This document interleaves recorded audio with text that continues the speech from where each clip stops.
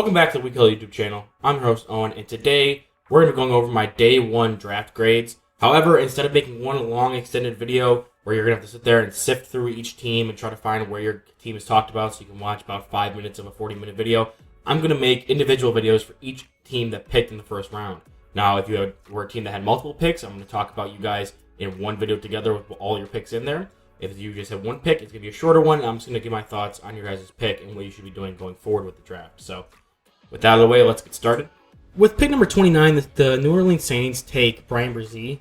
I am not a Bryan Bresee fan. I know he's like athletic and stuff, and he's a big-bodied guy, but at D-tackle, 6'6", like it's good to be bigger, but sometimes higher height allows you to lose leverage on occasion.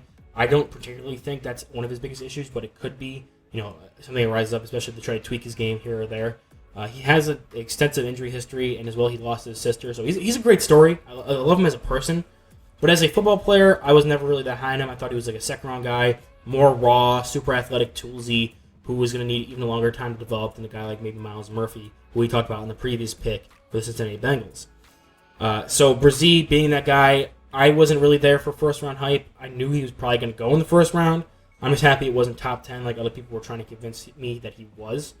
So with the Saints needing guys who will be cheap replacements for people they lost and really just fill out that team and try to get cheaper everywhere, having a guy who will be able to develop, and even if he gets to his first contract and he's not all there yet, he still may have room to continue to develop post that. Like year 6, year 7, he could still be getting better. That's good for them because they can bring back my cheap. That's looking way down the road. In the media impact, I don't think he brings all that much. But, with the upside of a pass rusher and run defender, I can see it. I just didn't value him as a late first-round guy. So I'm going to go with a C grade here. This one's a little harsher. I think I just wasn't a Bryan Bresee guy. And the fact that he's a first-round pick is kind of not my biggest, not the biggest fan of that. And I don't think the Saints really were a D-tackle away from winning.